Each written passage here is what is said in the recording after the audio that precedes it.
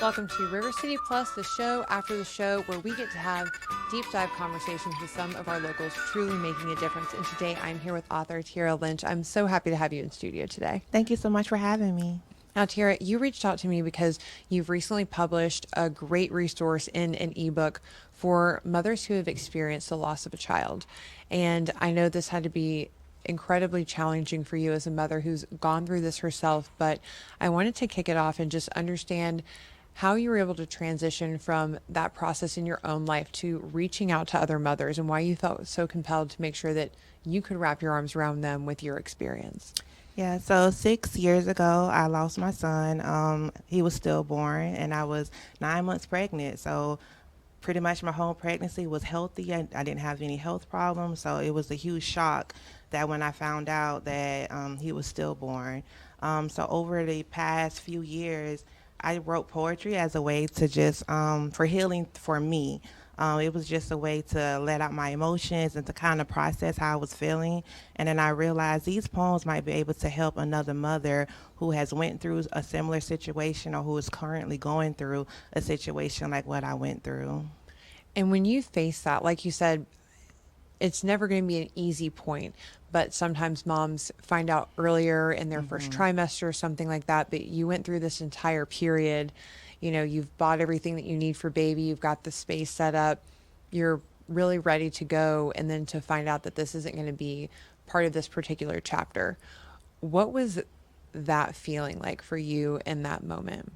It was the hardest thing I ever had to deal with in my life. His name was Jalen, and like you said, I had the baby shower. We did the thing to find out the gender, so we went through the whole process. And actually, the day before it happened, I had an ultrasound, and everything was good. So my water broke at home, and when I arrived to the hospital, I found out then that he had passed inside of me. And at first, I just couldn't believe it. I was in denial. And then I think I went through right then and there that stage of like bargaining, like, no, like, please, this can't be true. Like, I'll trade places, whatever I have to do to make this not my reality. And that's why it was so important for me to talk about the stages of grief in my book because I really went through all the stages. Because at first I just couldn't believe that it Right. was true. So being able to just express everything I went through, especially in the hospital, I shared that in one of my poems, the experience that being in the hospital, that it actually took the time I walked into the hospital till I got connected to a monitor. It took 45 minutes, which is for any mother, that's not, It's a good. It lifetime. shouldn't take that long. So I wanted to make sure that I shared that experience with other mothers as well, that so we can take the time to stand up for ourselves, that when we are in a hospital situation or any kind of situation, it's very important that you are your first advocate. So I wanted mothers to know that, especially if they went through something like I did. Yeah. It sounds like you've really combined your talent as an artist and a poet with your active advocacy. So when you were creating this book as a resource but also a piece of inspiration, how did you combine those two genres? I always loved poetry ever since I was little. I always just wrote poems, and I honestly wrote it in my phone in my notes. So it was just a way of healing for me. I would just, anytime I was thinking about something or going through a season of maybe depression, I would Mhm. just write how I was feeling and put it into a poem. So then when I looked at all of them, I was like, this is a great way to share with other women. So hopefully they can see what I'm going through, and that they'll know that they're not alone in how they are feeling. Right. I went through moments where I was wondering, is it okay for me to feel this way? Like you feel Right. embarrassed sometimes, you feel lonely, you feel guilty. And I was wondering, is this normal to have these feelings? And it is. And I want other mothers to know that no matter what you're feeling, it's completely normal. Give yourself Mhm. time to grieve, to process those feelings, to self Mhm. reflect on those feelings. And that's how you get through it. Mhm.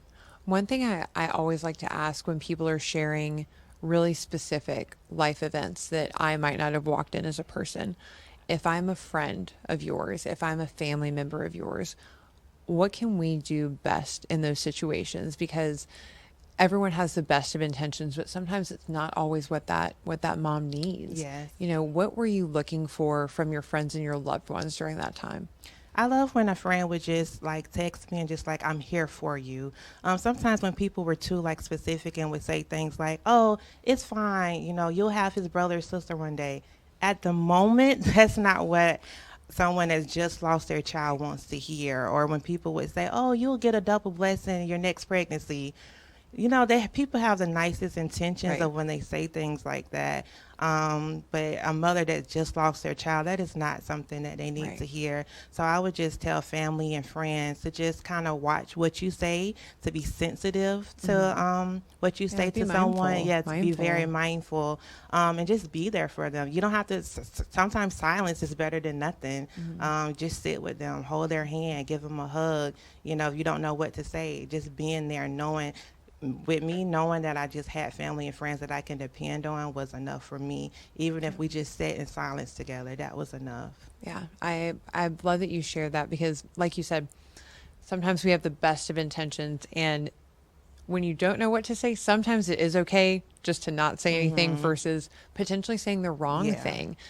Because especially when people are going through something that's so traumatic, and I'm so deeply sorry that you ever had to go through that, but I'm also so equally impressed with you and love that you took your journey and said, how can what I have gone through help other mothers? And there was a word that you mentioned that I think is so key that so many women feel in this situation, and it's guilt.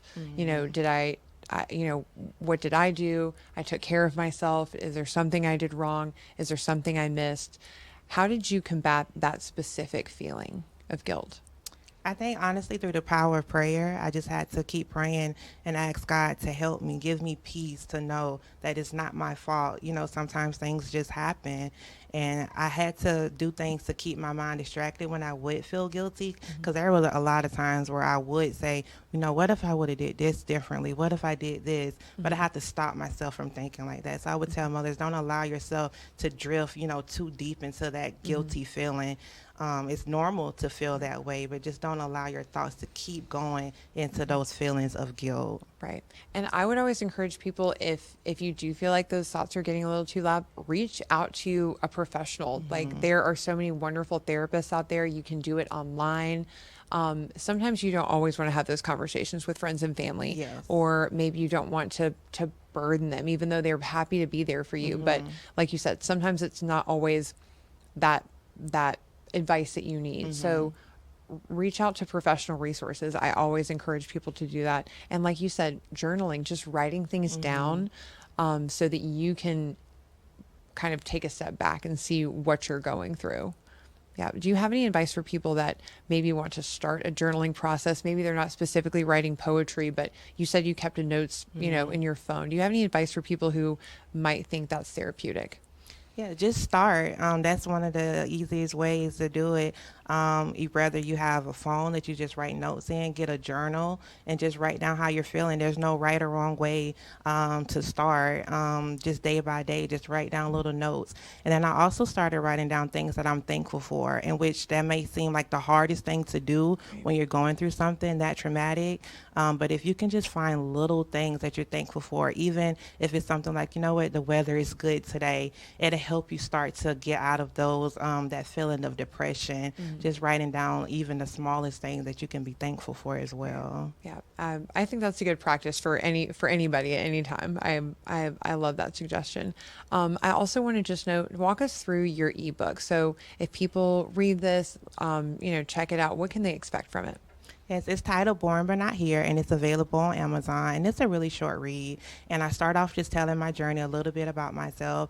And then I just go through each stage and I talk about what I went through, what I was thinking, what I was feeling, how I felt when I heard the news, how I felt leaving the hospital. And I think that was one of the biggest things. Nobody prepared me for that ride home.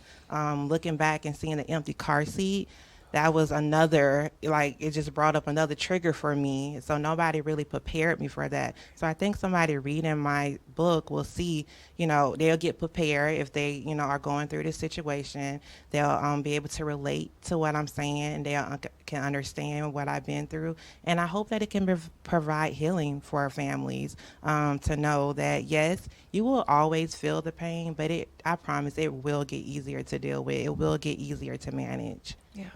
Well, I'm just, again, so incredibly proud that you had the courage and that you had, you know, the passion to put your talents as an artist, as a poet, to pen to paper to create this. And thank you for sharing your story here on River City Plus. We really appreciate you. Thank you so much for having me. Yeah. So Tiara, where can we stay connected with you in case you decide to bring even more art and advocacy to the River City? Yes, I have a website, tiaralynch.com, TIERRALYNCIH.com. So I put my book on there. It's also available on Amazon. And I also post a lot of other things and events that I plan on being a part of. Fantastic. Well, thank you so much for everything you do and pouring into others around you in the community. Thank you. All right. Everyone, thank you so much for joining us for this very special episode of River City Plus. We'll see you tomorrow morning at 9:30 for River City Live.